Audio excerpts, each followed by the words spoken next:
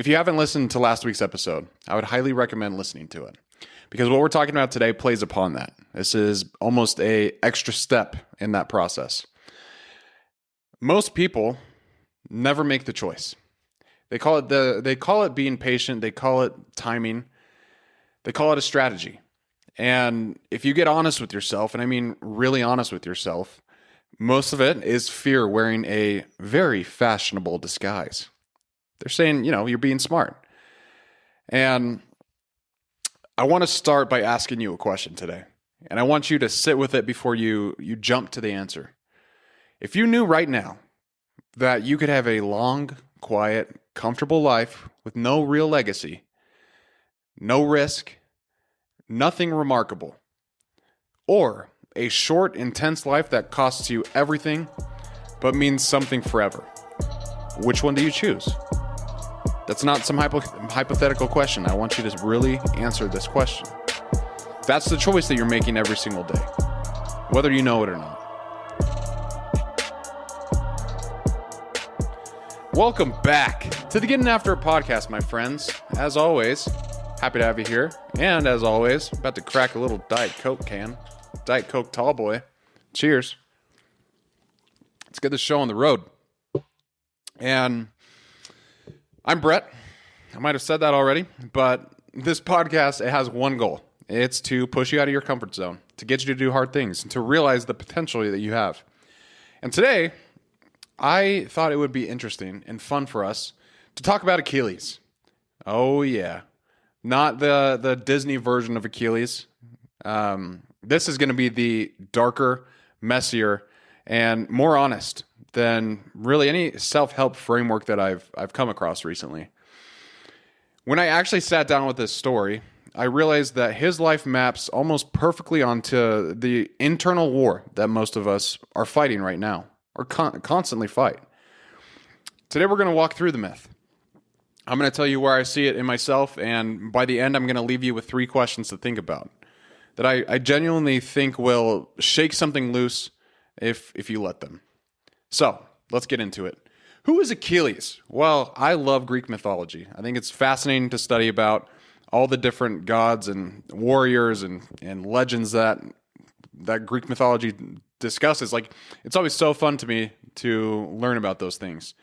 And Achilles specifically was the greatest warrior in Greek mythology. He was born to a mortal father and to a sea goddess named Thetis. And the prophecy over his life is brutal and clear from the beginning. Like, he will either live a long, forgettable life or a short and glorious one. There's no third option here. And from the two, you could probably choose which one you'd figure out which one I would choose. And I hope you can think through this as we go on. But his mom tried to protect him. She took her child, held him up by the heel, and dunked him in the river Styx. And when she did that, basically made Achilles invulnerable. Couldn't die. Pretty legit, honestly. But she had to hold him somewhere, so it's the heel. She held on to the heel. And that spot never touches the water. That's the one place that he can be killed. And she knows it, and he eventually will know it too. Achilles, he chooses the short life. He chooses glory. He goes to Troy, and he is everything the prophecy promised. He's unstoppable. He's feared. He's brilliant on the battlefield. The greatest fighter anyone has ever seen. And he stops fighting. Agamemnon, the Greek commander, disrespects him. So it's like, who the hell is this guy? He's literally Superman, and he decides that he's not going to fight. Why? How come? And basically, he embarrasses Achilles in front of everybody. And so his ego gets bruised. It gets hurt at that time. And Achilles, the man who could end this war himself, he goes to his tent. And he refuses to come out. He's not coming out for anything. Men die. Greeks lose battle after battle. And Achilles, he just sits there. He's hanging out in his tent. Who knows what he was doing? Maybe he's just playing cards or counting the ants that crawled into his tent. I don't know. Maybe he's just eating snacks like a good old fat Brett would. Sounds like something I would do. back then. I don't know. If I was the greatest warrior in Greek mythology, I feel like I would be out on the battlefield, but who knows? His ego is bruised. His best friend, Patroclus, watches this go on long enough, and he's like, I can't stand idle while Achilles is just sitting there. And he can't take it anymore. So he goes in, he borrows Achilles' armor, and he leads the Greeks in battle, basically pretending to be Achilles. And he gets killed by Hector, of all people. He's the greatest Trojan warrior. Achilles hears this news, and something breaks inside of him. He is stricken with grief. He doesn't re-enter the battle for pride. He doesn't go back for glory. Achilles goes back because the person he loved most is dead. His best friend is gone. And grief moves him in a way that honor really never could. He kills Hector, the guy that killed his best friend. Goes up to Hector, they duel, boom, he's gone. And he wins the war for the Greeks. And then exactly as the prophecy said, he dies. An arrow to the heel, which, by the way, if there's any medical students out there, I would love to know if you can die from an arrow to the heel. That is maybe infection, but other than that, I can't imagine you would die from it. But that's the one spot his mother could not protect. And that wound was always there. He knew that was his vulnerable spot. He never dealt with it. I don't know if he didn't take measures to protect it, but maybe he just wore sandals onto the battlefield. Now, I am no Greek warrior. I don't have a divine prophecy over my life. People didn't come up with that. But I do believe I've stood at every single one of those crossroads. And most likely you have too. Let's jump into a time in my life where I chose to play it safe. Because most of my life, I unfortunately have played it safe. I didn't always call it that, mainly because I didn't understand what it was. I thought I was being smart. I thought I was being realistic. I didn't want to bite off more than I could chew. But there's this story where I was sitting at my desk the last year of college, and I was registering for classes. And I remember distinctly that there were some classes that really piqued my interest. Things like abnormal biology or American Heritage 400, programming, things like that I had interests in. But I chose not to pursue those courses for one simple reason. I guess two simple reasons. One, I wanted to protect my GPA. And two, I wanted it to be easy. I didn't care enough to do the work, which is unfortunate to say. I feel like college is it's a great time to learn and to discover what your interests are. And who knows? If I took one of those classes, maybe my life would be very different now. Maybe I would realize that I wanted to study psychology rather than go into business. And who knows? But it's not good to just think about the past and talk about all the what ifs. You know, that time is gone, it's past, and so we move on. But I honestly think it was fear. And it was dressed up well enough that I didn't have to think that it was fear. I thought, again, I was being realistic and rational. And once I graduated, that regret hit so fast. It was sitting there, and I thought that I spent 4 years optimizing for comfort instead of growth. And that hurt.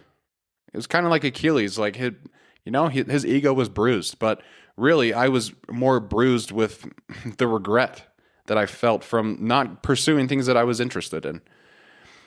And from that day, I remember making the decision that I was not going to do that again. My brothers and I, around this same time, we started a digital marketing agency. And there was no safety net there. That was a very risky thing. We bootstrapped the whole business, and every risk that comes with building something from nothing landed directly onto us. People probably thought we were crazy, and maybe we were. 3 kids starting a digital marketing agency. I had no experience in marketing, but I was determined to learn it. I was determined to figure out how to run Facebook ads and do these kinds of things. But I truly learned more my first year of being part of that business than I did the entire 4 years of college.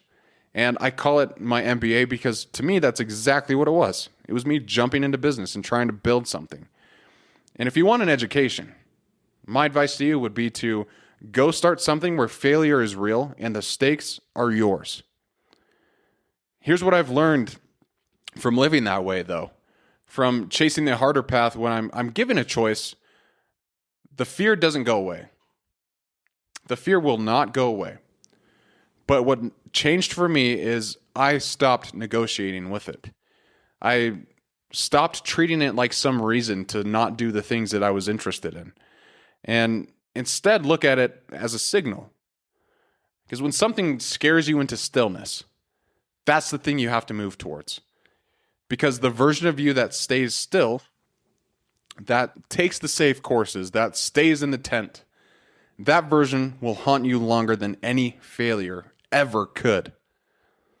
Achilles, he knew what he was choosing. He walked into it with his eyes open. He sat in that tent. And that's typically when we talk about this story, at least when I've heard people talk about this story, like they kind of skip over that part. He wasn't naive. He literally made a decision to go into his tent. There's a difference, and that difference matters. Now I want to tell you something that's pretty embarrassing for me. I hate to tell this story, but it's the truth, and I want to be honest. When I first got into running, I became one of the most insufferable people you could ever meet about running. And it wasn't anything I was saying out loud. Like I wasn't posting my runs and talking about all the benefits from it, or lecturing people at parties telling you, oh, let me tell you about zone 2 training or a fartlek. I'm going to tell you all about that. It was quieter than that. And in some ways, I think it was honestly worse. Oh, man, I hate telling this story. But at the time, running really started to do something real for me. It helped me mentally, physically, and spiritually. Like I've talked so much on this podcast about the benefits that I've received from running and how it's changed my life.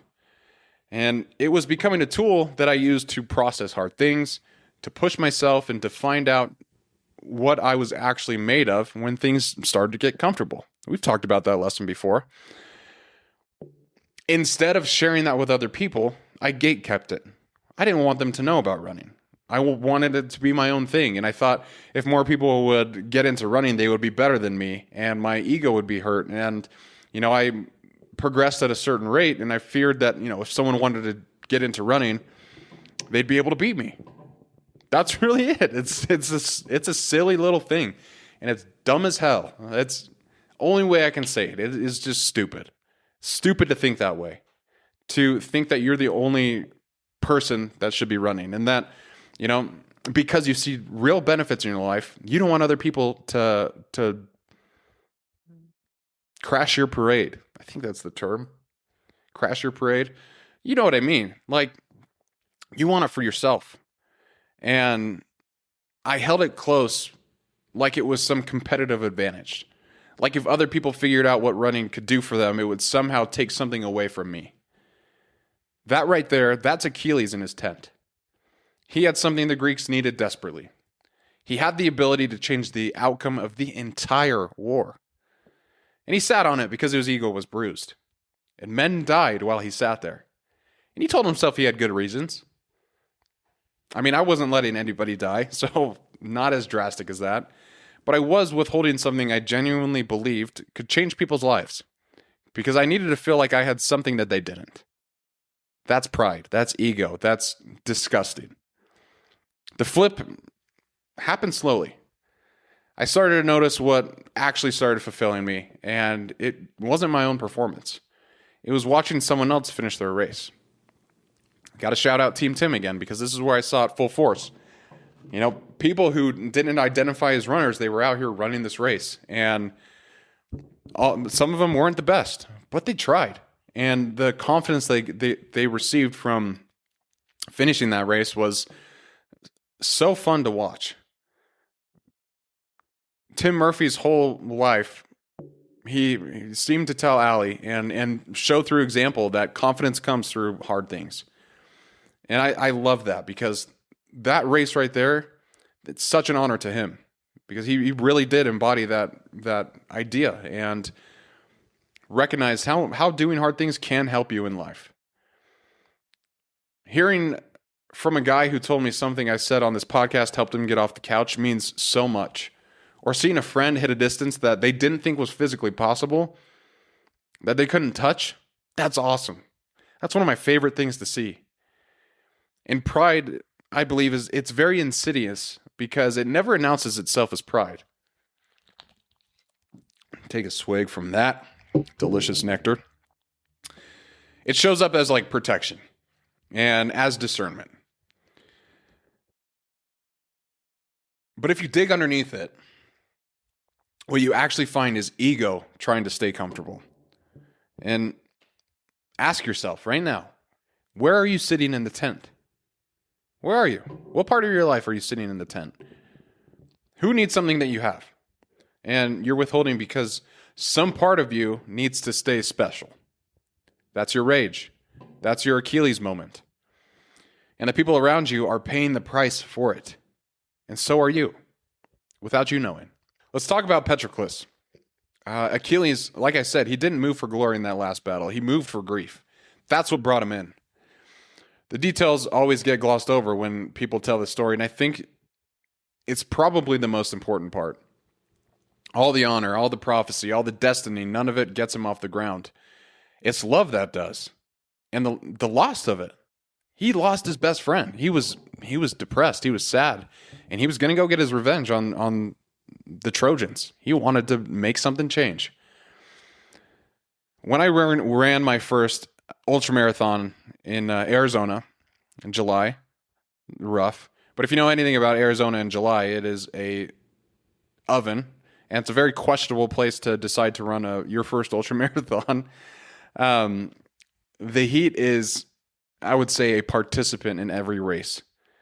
And this specific 50K, it was 4 laps of a 7-mile loop, and you just have to do it 4 times, and then you were done. I finished the first lap pretty good. I was feeling good. I was keeping a really high pace. And once I crossed the finish line, I saw all my family, and I was excited to see them. I crossed the first lap, and I got probably a quarter mile in, and then I lost it all. I was vomiting uncontrollably at that point. And before I even got halfway through lap 2, it was like literally probably a quarter mile in to the first lap, or the second lap. Didn't stop, because every quarter mile I would continue throwing up, and I would lose whatever was left inside me. And I genuinely thought that I was not going to be able to finish that race. I remember standing there thinking, okay, this is where it ends. I realized it might be done. So I did what any person in distress would do and called their wife. I called Allie. She didn't hesitate. She literally came running up to where I was.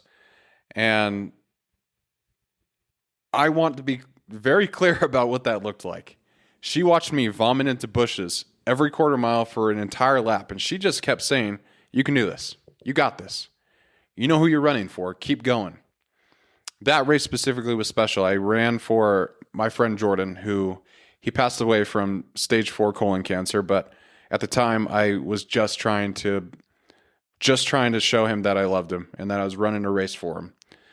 And somehow Allie was holding that in front of me, reminding me of why I was there. And it made the vomiting irrelevant. Not easier. Didn't make it any easier.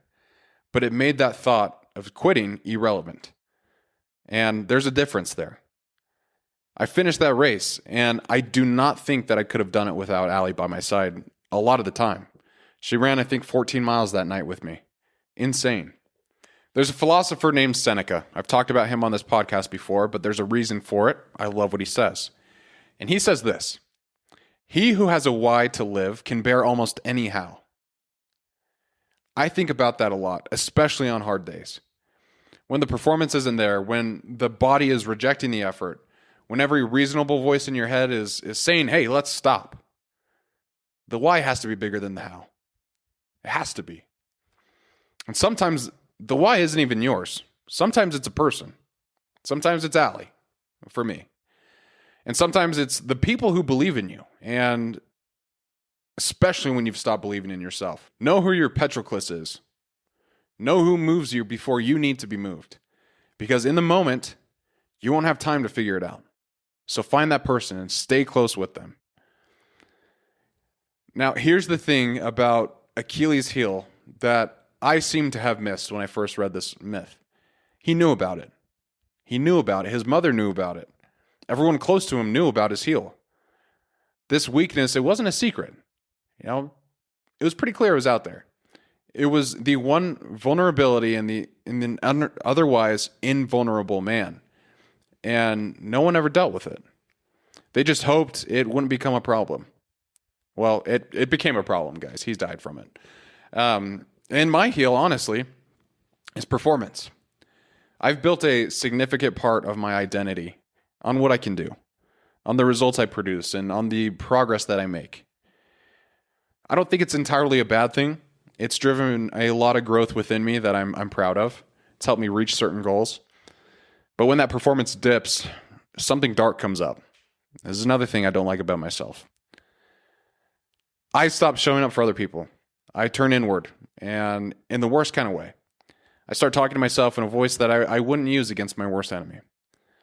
That internal monologue becomes brutal. It's pretty rough. I've gotten much better over the years. And again, a lot of it's because Allie and other people in my life who care about me. And I have to believe that the things that they say are real. And underneath all of it, it's the one question that I haven't fully answered. If I don't have performance, what do I have? That question is my heel. And I know it's there. I've known it's there, and I haven't fully protected it. I'm telling you all this right now because I think a lot of you have the same wound or a similar wound. You've tied what you produce to who you are. And if you're a high achiever, I'm sure that's something you've gone through. Like it's real. That's a real feeling. Like as long as things are going well, you can ignore the gap between those two things. But the moment the results dip, the moment the streak ends, or the moment you fail publicly, or that gap opens up and it's deeper than you expected. Viktor Frankl, he survived the Nazi concentration camps and wrote a book called Man's Search for Meaning. It's a great book, a great philosophical book, and just a great message, and such a powerful mindset to have when you're going through literal hell, watching your loved ones around you die, starving, working, seeing travesties all around you. He watched people lose everything over and over again. And what he observed was that the people who survived had a sense of identity that existed independently of their circumstances. They knew who they were when everything was taken from them. That's how a lot of them protected their heel. Knowing your worth doesn't live in your output is important. And I'm working on that. I'm being honest with you. I'm not all the way there. I wish I was. But all things take time to build, and we're making progress. Somehow, for me, naming it is how I start protecting it. Because the arrow's coming at some point in my life. That arrow could look like an injury, a sickness. Maybe my schedule doesn't allow me to do the things that I want to do. That's just life. It's inevitable. And I have to prepare somehow. You just want to know where you're exposed before it arrives. That's important for you. I promised you 3 questions to think about. And I want you to sit with them. Do not answer them very fast. Take time thinking about these. And I'll put these questions in the show notes just so you have them, so you can look at them. If you want to do a journaling exercise where you write them down and then write your answers below, I think it would be helpful. But number 1, where are you choosing the long, quiet life without ever actually choosing it? What are the courses you're not signing up for? What's the war you're not showing up to? And is that actually strategy, or is it fear with a better story, with a better outfit? You know, you never know. Maybe fear's looking pretty good these days. But sit with that. Number 2, who are you sitting out on right now because your ego's wounded? Who needs what you have? And you're holding it back because some part of you needs to stay special. That person is paying a price, but so are you. Number 3, what is your heel? And I mean specifically, not, hey, I struggle with confidence, or I put too much pressure on myself. What is the exact behavior that comes when you take a hit? Do you withdraw? Do you destroy yourself internally? Do you stop showing up for other people who need you? You have to name it, because the wound you refuse to name is the one that will take you down. Guys, Achilles, he was given two paths, and he chose the harder one. He chose to matter. He chose to be remembered and to leave a legacy. And he paid for it with everything that he had. I'm not asking you to throw away stability for some romanticized idea of glory. But I am asking you to be honest about whether you're actually choosing or whether fear is choosing for you, and you're calling it wisdom. The choice is there every single morning. Not once. It is there every single morning. You get to decide who you're going to be. You get to decide whether your story is going to be in a tent or back in the fight. Allie didn't run that lap with me because I was performing great. She ran it because she knows who I am when I'm not. And that's a real person in my corner. And that's what you can be for the people in your life. Once you stop gatekeeping and start showing up. Know your heel. Protect it by naming it. Working on it. And refusing it to be the thing you let end you. It's important. We all have to do internal work. That's what I never really understood that until I started growing up, but everyone has to do internal work. Everyone has weaknesses. Everyone has great strengths. But it's if you let your weakness control you, then I think you have some things that you need to think about and readjust. I would say be like Achilles. Choose the harder path, even when fear's there, because you will be a better person for it. I really appreciate you guys for listening to this episode. It's kind of fun doing things like this. So if you guys liked it, please leave a comment, and maybe I'll do some more episodes where I talk about Greek mythology or war heroes. I love World War II, so I can tell you all about that. But would love to get some feedback on that. And if this show helped you at all, you're listening on Spotify or Apple Podcasts, it helps a ton. Takes 30 seconds to leave a nice little rating, and your boy appreciates it, so thank you. Also, share with a friend. I don't know. Maybe just put it out there. Put it on social media. Whatever. I'm asking too much of you now, but seriously appreciate your time today. I hope you learned something. And until next episode, everybody, find your heel, protect it, and keep getting after it.